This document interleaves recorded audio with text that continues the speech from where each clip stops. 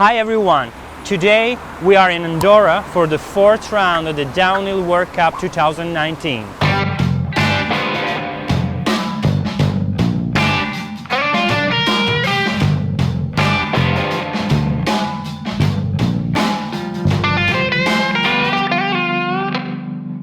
On today's episode, we're going to talk about the 3-air system, one of the technology that we featured on our downhill fork Nero R. We're very excited because for this video, we're going to join one of the coolest team out there. Let's go check it out.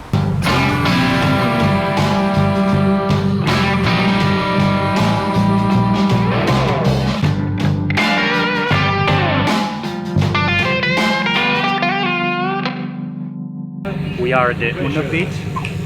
It's very exciting because I'm sure you guys know that Unno is probably one of the most exclusive bike brands in the world, and yeah, very excited to be here. We have Jesse Wigman, which is Greg Williamson mechanic, working on his bike. Actually, it's a brand new bike with a very cool white paint job.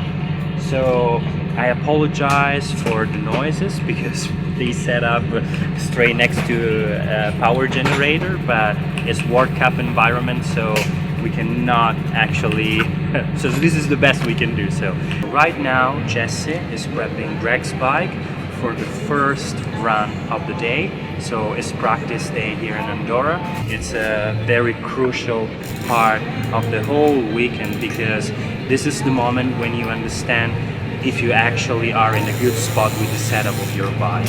And eventually, we will see later if they will decide to change something. The reason why we're here today is because we want to see how the 3-air system performs in a World Cup environment. We're not talking just about performance on course. We're talking about something very special. Performance here, let's say in the pit. Let's say under the hands of a good mechanic. If you go around here and you check the other paddocks, this is what normally happens in a very average World Cup day. So the rider is run down the hill, the first one, and then they start work on the setting of the suspension, which is of course both forks and shock. But in order to change the behavior of your fork, if you don't have something like the 3-air system, what you have to do is to take the fork off your bike, to unbuild the fork completely, maybe doing the shim stack again and change the damping. So if you go around here today, you will see a lot of mechanics with dirty hands on forks and working on the shim stack or stuff like that. The whole point of the 3-air system is to do the same job just by using a shock pump without taking the fork off your bike. How cool is this bike?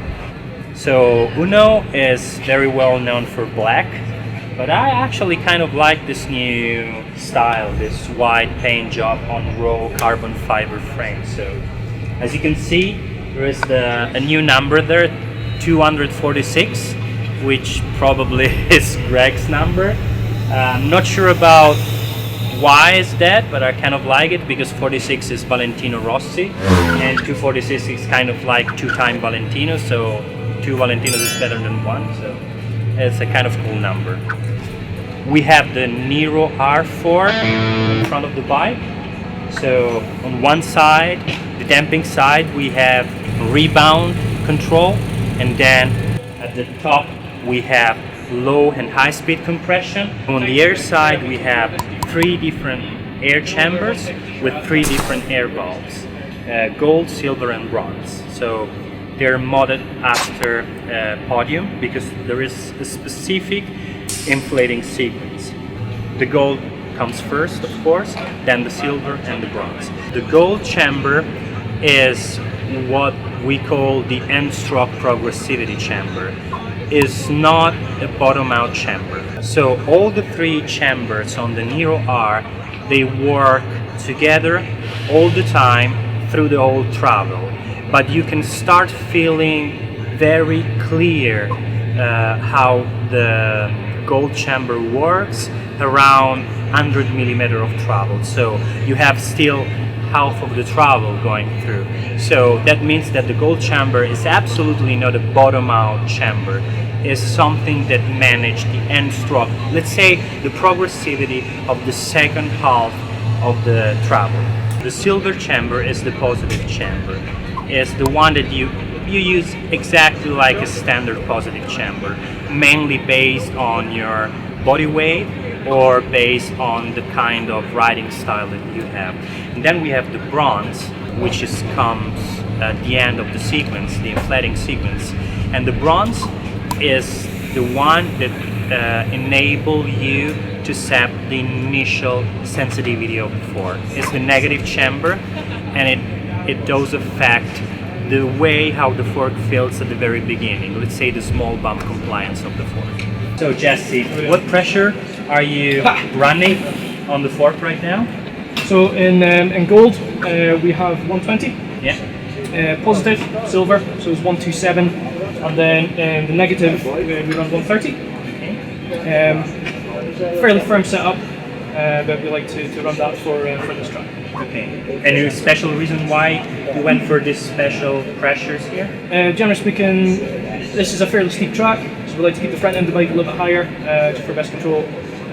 So those pressures from testing kind of seem to work very well for that.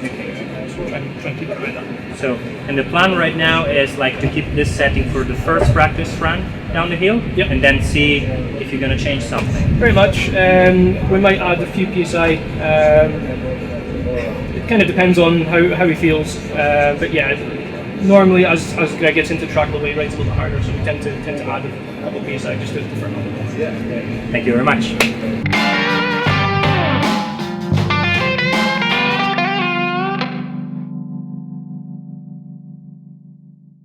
Why 246?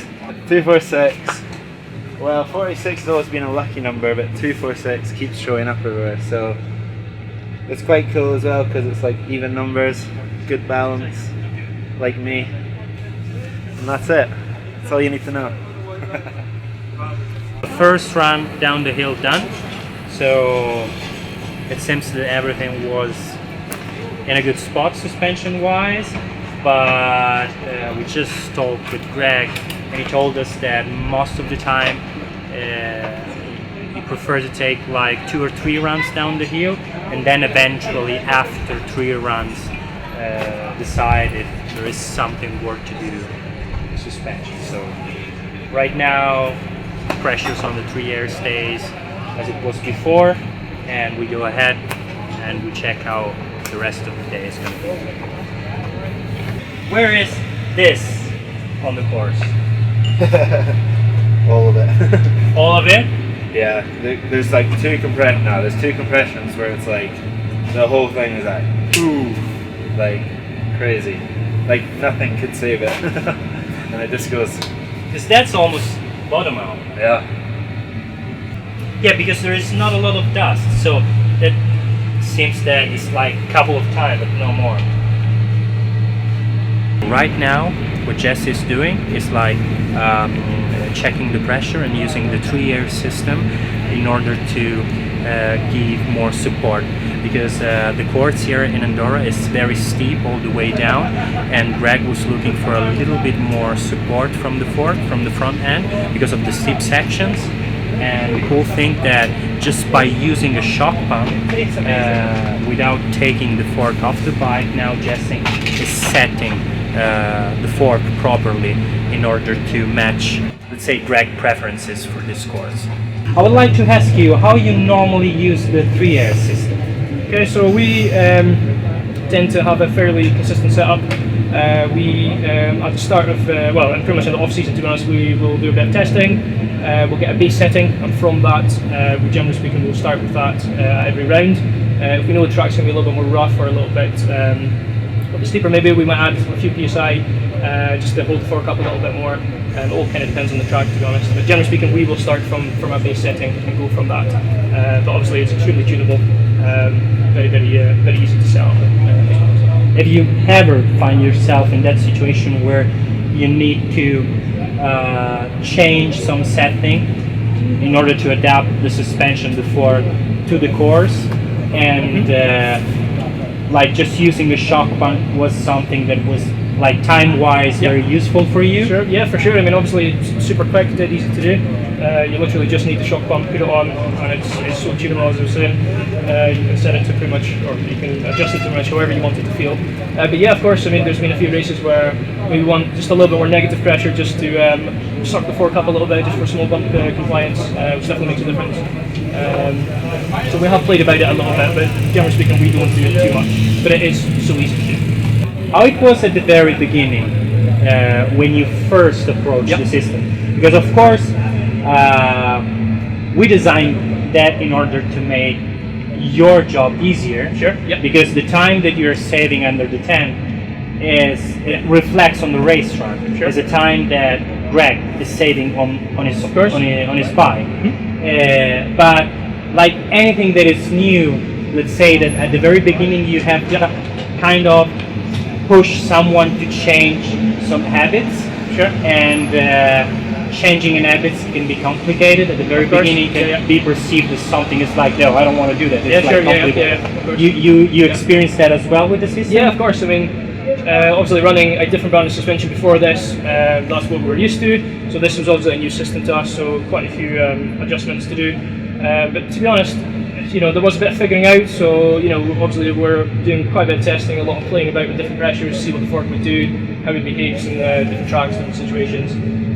So there was a bit of figuring out, but once we got that, from there on, to be honest, pretty straightforward. Do you run different pressures for different courses, or you try to to have always the same setting? We will start with the same base setting because that's a good starting point for us. Greg, generally speaking, is happy with how the bike feels like that. So we will probably, generally speaking, as he starts to ride a little bit harder and get into the track, we will maybe up the pressure just a small amount, not a huge amount. So we will play about with that small amount, but it might just be a few psi here or there. Thank you very much. No problem, Tom. Good luck for this weekend. Yeah. We give the finger crossed, and it's going to be a good one. Hopefully so. Thank you. We hope you learned something about the 3-year system. As you can see, it's something we designed to make your life easier. Let's say you are a mechanic working in a team with 3 or more riders. During a race weekend, you have a limited amount of time and you just can't fine-tune every single fork in the team. With the 3-year system, you can do it by just using a shock pump. Every time you introduce something new to the market, at the first step can be perceived like something that is complicated. But in the end, if you get a little bit more into the concept, into the idea, you will find out that it's something that it's designed to make your life easier.